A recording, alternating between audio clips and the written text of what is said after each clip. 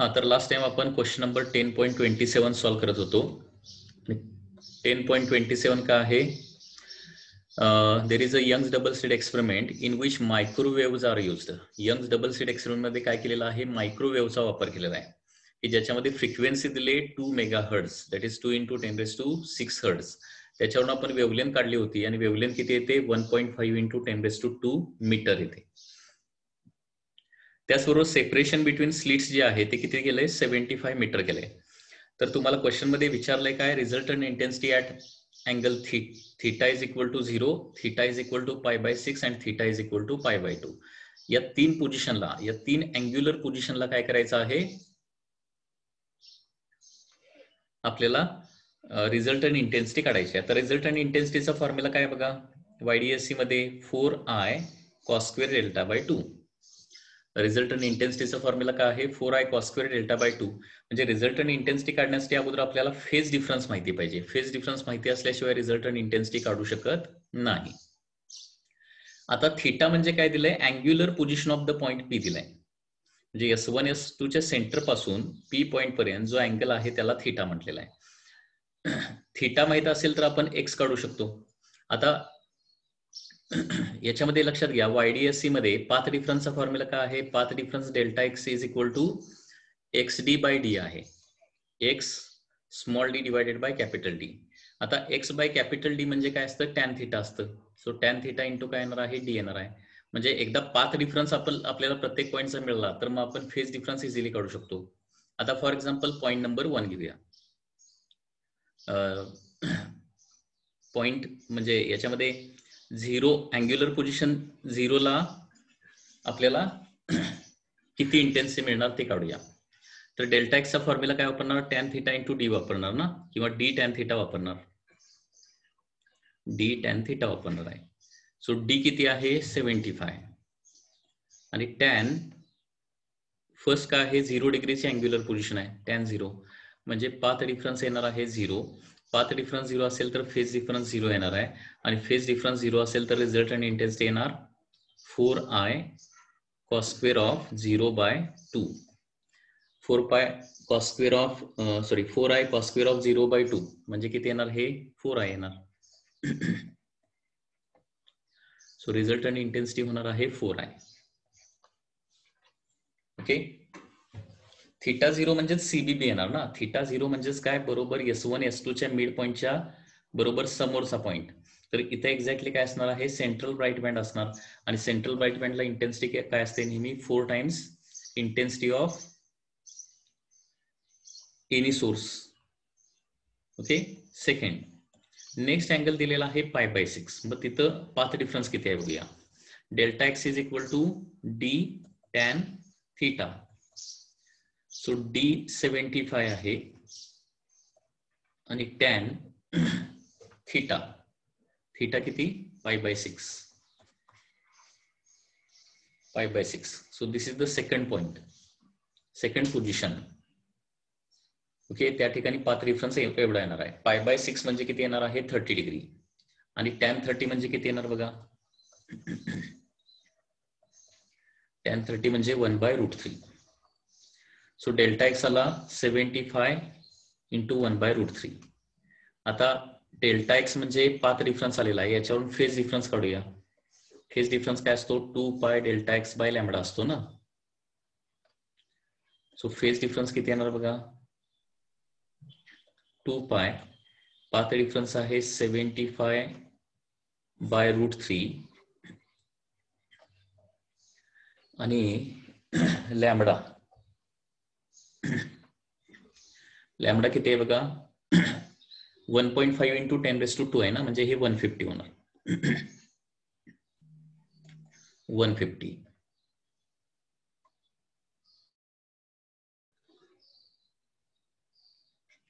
$75 2s are 150, 2 cancel येणार आहे. π/√3 येणार. π/√3. Delta is equal to π/√3.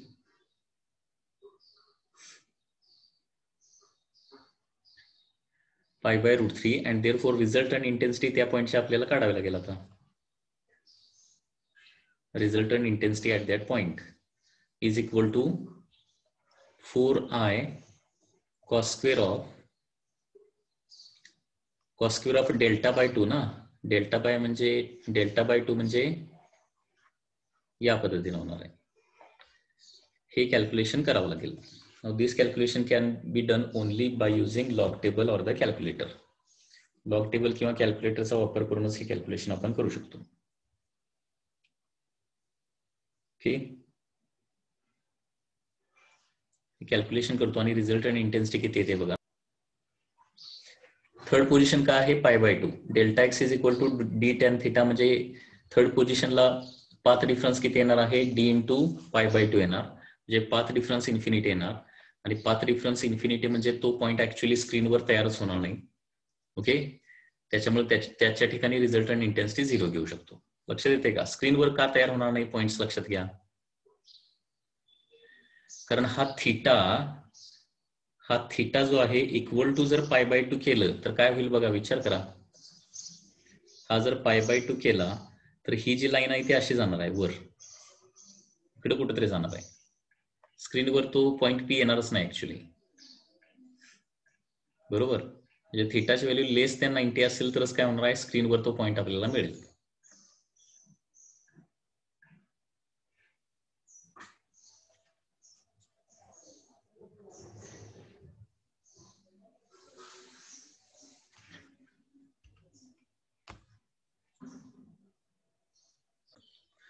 हा, नेक्स्ट व्हेरी इम्पॉर्टंट पार्ट आपल्याला बघायचा आहे, that is insertion of transparent slab in YDSE. Okay, next very important point, that is insertion of transparent slab in Young's double slit experiment YDSE.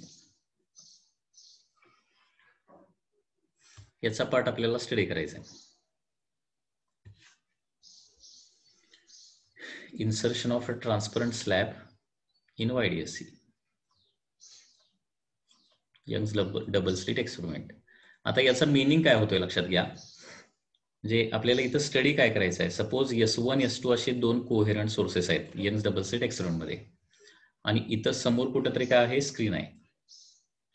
आता एक transparent slab आपण S1 च्या समोर ठेवली किंवा S2 च्या समोर जर आपण ट्रान्सपरंट स्लॅब ठेवली, किंवा दोन वेगळ्या वेगळ्या ट्रान्सपरंट स्लॅब S1 आणि S2 दोघांच्याही समोर ठेवल्या, म्हणजे याचा रिफ्रॅक्टिव्ह इंडेक्स μ1 आहे, याचा थिकनेस T1 आहे, याचा रिफ्रॅक्टिव्ह इंडेक्स μ2 आहे, आणि याचा थिकनेस T2 आहे.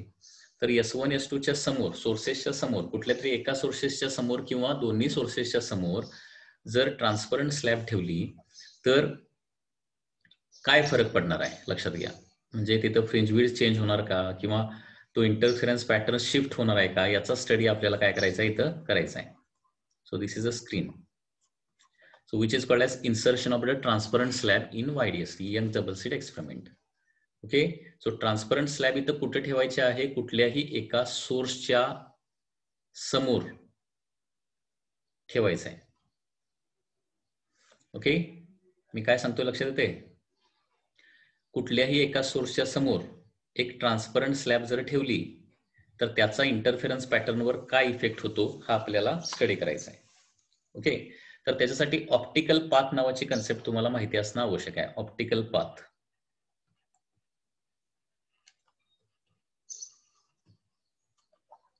ऑप्टिकल पाथ नावाची कंडिशन आपल्याला माहिती असणं आवश्यक आहे. तर ऑप्टिकल पाथ कसा कॅल्क्युलेट केला जातो त्याचा फॉर्म्युला फक्त सांगतो मी. ऑप्टिकल पाथ आपले ऍक्च्युअली आपण रे ऑप्टिक्स मध्ये बघितलंय ऑप्टिकल पाथची कन्सेप्ट. सपोज इथं ए आणि बी हे दोन पॉइंट्स आहेत. ओके, आणि ए आणि बी च्या मध्ये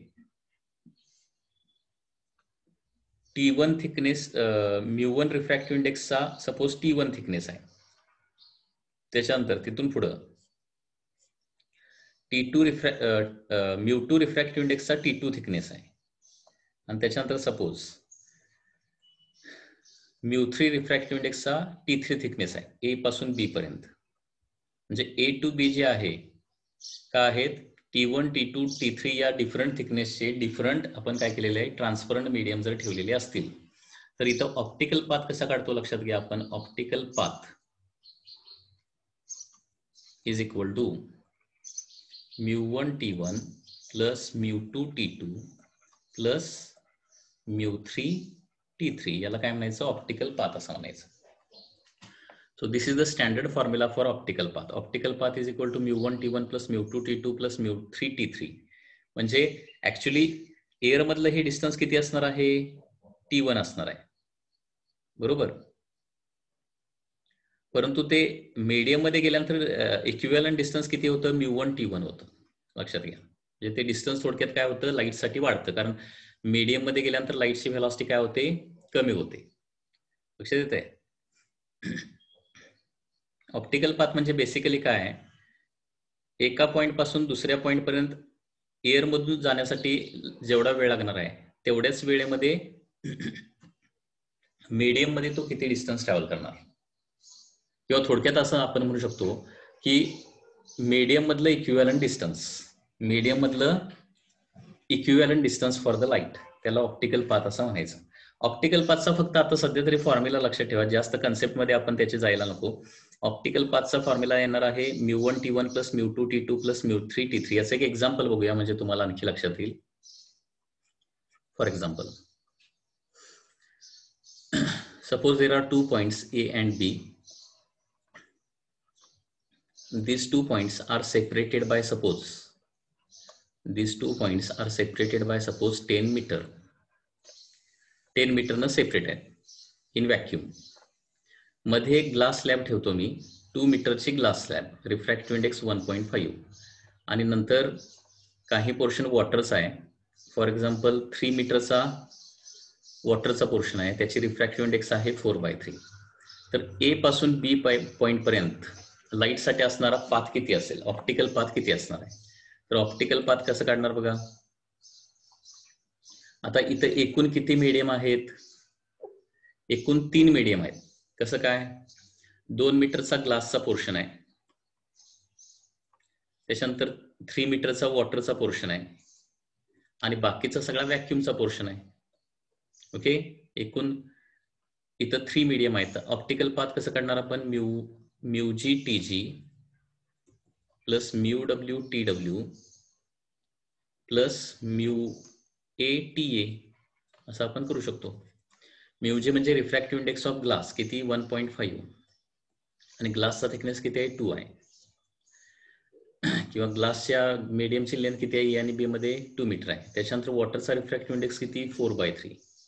थिकनेस ऑफ वॉटर किती आहे 3 मीटर आहे आणि 10 मीटर मधलं 5 मीटर जे आहे ते ग्लास आणि वॉटर मध्ये गेलं म्हणजे एअर मध्ये किती राहणार 5 मीटर राहणार. ओके आणि त्याचा रिफ्रॅक्टिव्ह इंडेक्स किती आहे 1 आहे. एअरचा रिफ्रॅक्टिव्ह इंडेक्स किती 1 आणि थिकनेस किती 5. सो हे किती होणार 3 प्लस 4 प्लस 5 म्हणजे ऑप्टिकल पाथ येतो 12 मीटर. म्हणजे लक्षात घ्या ए आणि बी मध्ये ऍक्च्युअल डिस्टन्स किती आहे 10 मीटर आहे परंतु ते लाईटसाठी किती मीटर होत आहे मीडियम तिथे टाकल्यानंतर 12 मीटर होत आहे. लक्षात घ्या. तर ही एक बेसिक महत्वाची कन्सेप्ट आहे लक्षात घ्या. म्हणजे 2 पॉइंटच्या मध्ये एखादा आपण मीडियम टाकलं तर काय होतं तिथला पाथ जो आहे लाईटसाठी ऍक्ट होणारा पाथ वाढतो त्याला ऑप्टिकल पाथ असं म्हणायचं. पाथ नेहमी वाढतोच कधीही कमी होत नाही. लक्षात घ्या. म्हणजे ए आणि बी च्या मध्ये पूर्णपणे व्हॅक्यूम असेल तर ऑप्टिकल पाथ किती असणार 10 मीटर आणि ए आणि बी च्या मध्ये जर आपण पूर्णपणे एक मीडियम टाकलं ओके तर 10 टाइम्स म्यू हा ऑप्टिकल पाथ तिथं होणार आहे.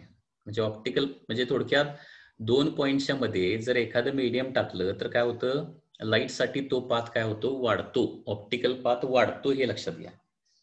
When a medium is inserted between 2 points, optical path always increases. हे लक्षात ठेवा. When a medium म्हणजे transparent medium is inserted between 2 points, optical path always always increases. आता कितीनं इन्क्रीज होतोय याचा एक आपल्याला स्टँडर्ड फॉर्म्युला काढायचा आहे. कितीनं पाथ इन्क्रीज होणार आहे. म्हणजे फॉर एक्झाम्पल इथे एक सोर्स ऑफ लाईट आहे, सोर्स ऑफ लाईट आहे आणि इथं काय आहे, हा एक स्क्रीनवरचा एक पॉइंट पी आहे. ठीक आहे, this is a source of light and this is a point P on the screen. तर सुरुवातीला हे जे डिस्टन्स असणार आहे ते किती असणार आहे, सपोज एक्स असेल सुरुवातीला distance x. Okay, so initial optical path किती असणार बघा, म्हणजे बिफोर, म्हणजे आपण काय करणार आहे, इथं एक प्लेट टाकून बघणार आहे, ट्रान्सपरंट प्लेट, इथं ट्रान्सपरंट स्लॅब टाकून बघणार आहे कितीचा पाथ डिफरन्स, म्हणजे कितीनं पाथ वाढतो हे आपल्याला बघायचं आहे. तर इनिशियल ऑप्टिकल पाथ किती असणार बघा, it is equal to exactly X असणार आहे, कारण सुरुवातीला पूर्णपणे व्हॅक्यूम आहे. ठीक आहे, आता मी काय करतो, हा सोर्स आहे आणि हा पॉइंट काय आहे, पी आहे. आता काय करणार, टी या थिकनेसची म्यू रिफ्रॅक्टिव्ह इंडेक्सची स्लॅब मध्ये टाकतो. म्हणजे हे फक्त टी असेल आणि बाकीचं डिस्टन्स सगळं काय असणार आहे, मग बाकीचं डिस्टन्स हे दोन्ही मिळून एक्स मायनस टी असणार आहे, एक्स मायनस टी, बरोबर आहे ना. म्हणजे टी थिकनेसची आपण काय केलेली आहे, स्लॅब आता टाकलेली आहे. ओके, तर इथं बिफोर इन्सर्टिंग स्लॅब, YDSC मध्ये आपल्याला काय करायचं आहे, एका सोर्सच्या समोरच स्लॅब टाकायचे आहे, त्याच्यामुळे काय फरक पडणार ते आपल्याला बघायचं आहे. आणि इथं आफ्टर इन्सर्टिंग स्लॅब,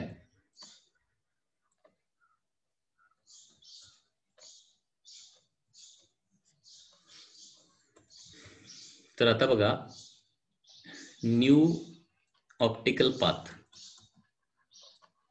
आता इथं दोन मीडियम आले ना, μ1 T1 प्लस μ2 T2 करायला पाहिजे आपल्याला इथं. आता μ1 म्हणजे व्हॅक्यूम मधलं, रिफ्रॅक्टिव्ह इंडेक्स व्हॅक्यूमची किती आहे, 1 आहे आणि थिकनेस किती आहे, एक्स मायनस टी आहे, प्लस दुसरं मीडियम म्हणजे म्यू रिफ्रॅक्टिव्ह इंडेक्सचा मीडियम, त्याचा थिकनेस टी आहे. म्हणजे काय येणार आहे, that is mu capital T plus x minus T. किंवा इथं टी जर कॉमन काढलं, या फर्स्ट आणि लास्ट टर्म मधून टी जर कॉमन काढलं तर mu minus 1 plus x is as it is. हा न्यू ऑप्टिकल पाथ येणार आहे. ठीक आहे, आता बघा पूर्वीचा ऑप्टिकल पाथ आणि आत्ताचा ऑप्टिकल न्यू म्हणजे ग्लास स्लॅब पुढे टाकल्यानंतर नवीन येणारा ऑप्टिकल पाथ, याच्यामध्ये काय बघा, पूर्वी ऑप्टिकल पाथ एक्स होता, आता optical path x plus something आहे. म्हणजे ऑप्टिकल पाथ काय झालेला आहे, वाढलेला आहे. ऑप्टिकल पाथ काय झालेला आहे, वाढलेला आहे. त्याच्यामुळं एक्स्ट्रा पाथ डिफरन्स किती होणार बघा. So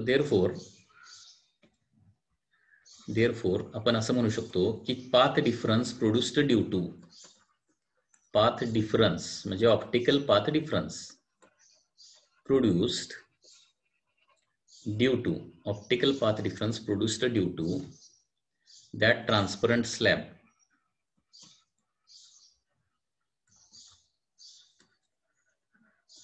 path difference produced due to transparent slab काय येणार आहे, इज इक्वल टू, या दोन्हीचं सबट्रॅक्शन करावं लागेल, एक्स एक्स कॅन्सल होणार आहे आणि mu minus 1 into T. Okay, हे लक्षात ठेवावं लागेल, डेल्टा एक्स हा एक महत्वाचा फॉर्म्युला आहे. म्हणजे आता ही पाठीमागची थेरी व्यवस्थित अंडरस्टँड करा आणि त्याच्यानंतर हा फॉर्म्युला आता तुम्हाला पाठच करावा लागेल. म्हणजे एका सोर्सच्या समोर आपण जर टी थिकनेसची म्यू रिफ्रॅक्टिव्ह इंडेक्सची स्लॅब जर टाकली, टी थिकनेसची आणि म्यू रिफ्रॅक्टिव्ह इंडेक्सची स्लॅब जर टाकली तर कितीचा पाथ डिफरन्स तिथं क्रिएट होतोय, additional path difference mu minus 1 into टीचा. ठीक आहे, म्यू मायनस 1 इंटू टीचा. मग आता याच्यावर मी एक क्वेश्चन विचारतो. क्वेश्चन कसा आहे बघा, this question is related to Young's double slit experiment, YDSC. Suppose इथं दोन सोर्सेस आहेत YDSC मधले S1 S2 आणि इथं समोर काय आहे तुमची स्क्रीन आहे. तर ऑटोमॅटिकली तुमचा CBB कुठं असणार आहे स्क्रीनच्या बरोबर इथं सेंटरला असणार. बरोबर, तुमचा CBB कुठं असणार स्क्रीनच्या एक्झॅक्टली सेंटरला असणार आहे. आता मी S1च्या समोर फक्त S1च्या समोर काय टाकली एक ग्लास स्लॅब इन्सर्ट केली. तर हा CBB आहे तिथं राहील थोडासा वर शिफ्ट होईल का खाली शिफ्ट होईल काय वाटतंय? हा क्वेश्चन मेन इम्पॉर्टंट क्वेश्चन आहे. या कन्सेप्ट वरून थोडंसं तुम्हाला म्हणजे इथं एक अगोदर गोष्ट लक्षात ठेवायची आहे. ज्या सोर्सच्या समोर आपण ट्रान्सपरंट स्लॅब टाकणार त्या साईडचं काय होते ऑप्टिकल पाथ वाढतो. हे तर तुम्हाला म्हणजे ज्या पाथ मध्ये ती स्लॅब येणार तिकडचा पाथ वाढणार ना. मग CBB आता आहे तिथं राहील. आणि CBB म्हणजे काय?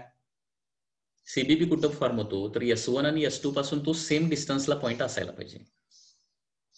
S1 आणि S2 पासून सेम डिस्टन्सला. आता हे बघा काय होणार बघा.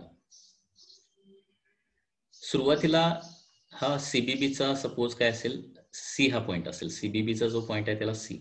तर सुरुवातीला before inserting S1C is equal to S2C असणार ना.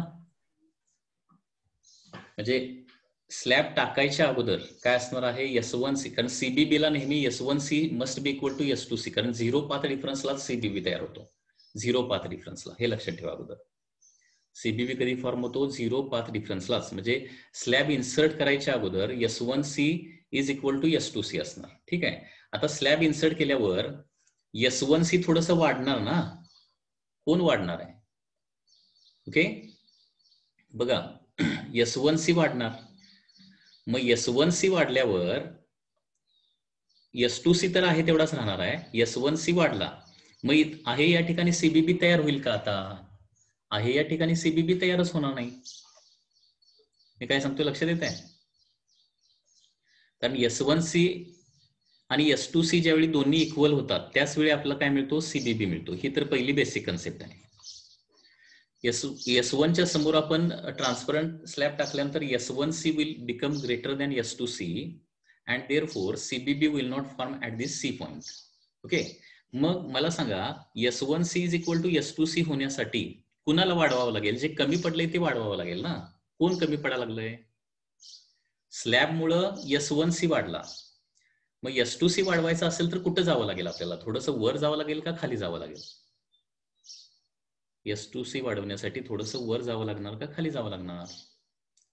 जरा विचार करून सांगा. म्हणजे C पॉइंट पासून जर थोडंसं खाली आलो तर S2C वाढेल का कमी होईल? आणि वर गेलो तर S2C वाढेल का कमी होईल? कारण S1C ऑलरेडी वाढलेला आहे. तेवढाच आपल्याला S2C करायचा आहे. त्याच्यासाठी थोडंसं वर जावं लागणार का खाली जावं लागणार?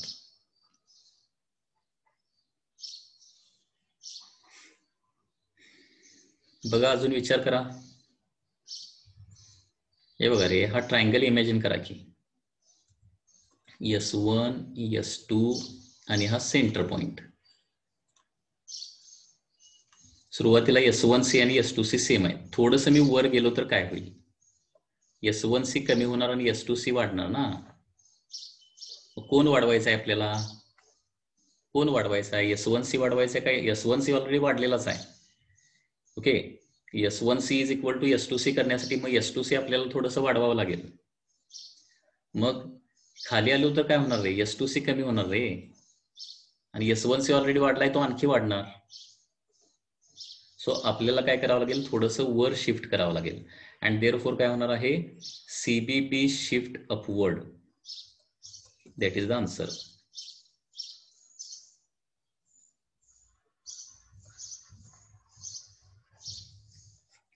CBB काय होणार आहे? वर थोडासा शिफ्ट होणार. त्याच्यामुळे हे नेहमी लक्षात ठेवा की ट्रान्सपरंट स्लॅब ज्या सोर्स म्हणजे वरच्या सोर्सच्या समोर ठेवला तर CBB थोडासा वर सरकतो. ट्रान्सपरंट स्लॅब खालच्या सोर्सच्या समोर ठेवला तर काय होणार आहे? खाली शिफ्ट होणार. मी काय सांगितलं लक्षात आलं का? हे बघा पुन्हा एकदा एक्सप्लेन करतो मी. This is source S1. This is source S2. Here there is a screen. Okay हा त्यांचा मिड पॉइंट आहे S1C आणि S2C चा. आणि इथं सुरुवातीला तुमचा CBB असणार आहे ऍट पॉइंट C. आता सुरुवातीला S1C is equal to S2C आहे. जिथं पाथ डिफरन्स 0 असतो तिथंच काय होतो, CBB तयार होतो. Initially S1C is equal to S2C आहे म्हणून तिथं CBB आहे. ठीक आहे. आता S1च्या समोर मी ट्रान्सपरंट स्लॅब टाकली. मी तुम्हाला हे सांगितलंय की ज्या सोर्सच्या समोर स्लॅब टाकतो त्या साईडचा पाथ वाढतो, म्हणजे S1C हॅज इन्क्रीज्ड. S1C काय झालंय, इन्क्रीज्ड झालाय स्लॅब टाकल्यामुळं. मग आता 0 पाथ डिफरन्स C पॉइंटला राहील का? S1C थोडं वाढलंय ना, त्याच्यामुळे पाथ डिफरन्स 0 नसणार, म्हणजे इथं CBB नसणारच आहे. आता CBB दुसरीकडे कुठेतरी सरकलेला असणार आहे. आणि जिथं दोन्ही पाथ इक्वल होतील तिथंच, मग त्याच्यासाठी काय करावं लागेल आता बघा, पाथ डिफरन्स 0 येणारा पॉईंट थोडासा आता वर असणार आहे. का? थोडंसं वर गेलो तर S1C कमी होणार आणि S2C वाढणार ना. कोण वाढवायचं आहे आपल्याला? जे कमी होतंय ते वाढवावं लागेल. म्हणजे थोडंसं वर गेल्यानंतर काय होणार आहे, S2C वाढेल आणि S1C थोडंसं कमी पडेल. म्हणजे ऑलरेडी जे जास्त आहे ना ते थोडंसं एक कमी होईल आणि दुसरं वाढल्यामुळे पाथ डिफरन्स इथं 0 येऊ शकतो. पाथ डिफरन्स 0 येणारा पॉईंट वरच येणार, आता खाली येऊच शकणार नाही. कारण आहे त्या पॉईंट पासून खाली गेलो तर S2C कमीच होत जाणार आणखी. त्याच्यामुळे इक्वल म्हणजे 0 पाथ डिफरन्सचा पॉईंट आता वरच मिळणार आहे, खाली मिळणं शक्यच नाही. ओके. आणि त्याच्यामुळे काय होणार आहे, CBB शिफ्ट अपवर्ड. थोडक्यात एवढंच लक्षात ठेवायचं आहे की ज्या सोर्सच्या समोर आपण स्लॅब टाकतो त्या सोर्सच्या साईडला काय होतं, CBB शिफ्ट होतो. याच्यामध्ये कुणाला काय डाऊट असला तर जरा विचारा. नेक्स्ट पार्ट जो आहे तो CBB किती MM न वर शिफ्ट होणार, कुणीकडे शिफ्ट होणार हे तर आपल्याला कळलं. आता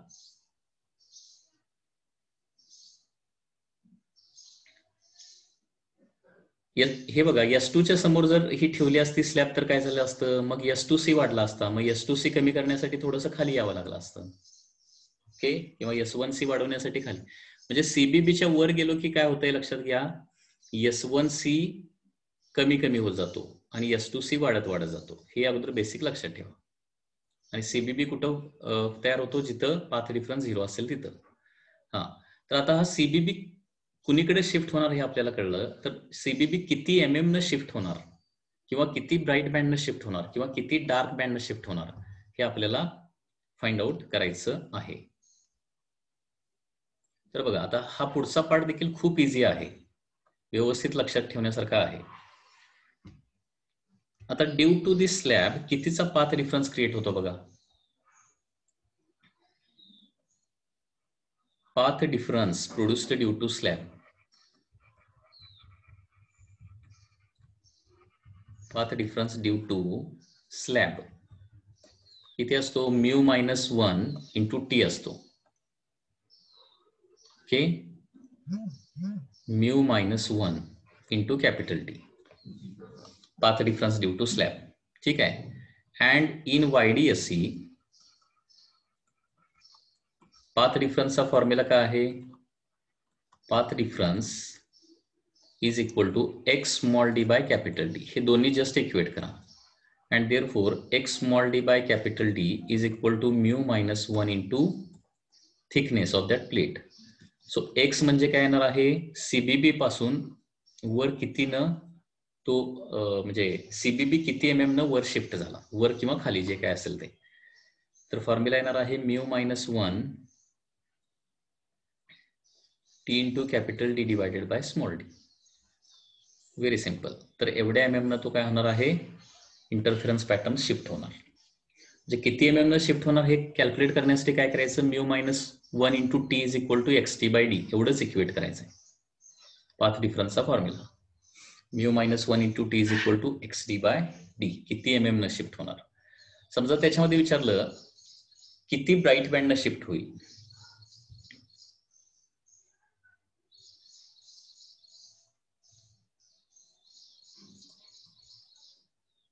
shift in terms of bright bands.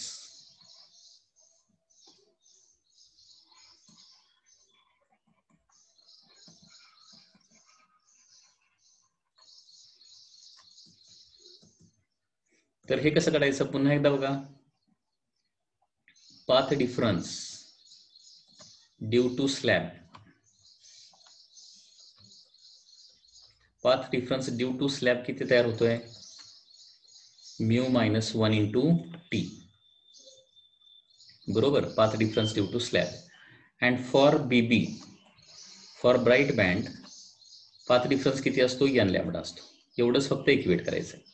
So mu minus 1 into T is equal to n lambda. And therefore n is equal to mu minus 1 into T divided by lambda.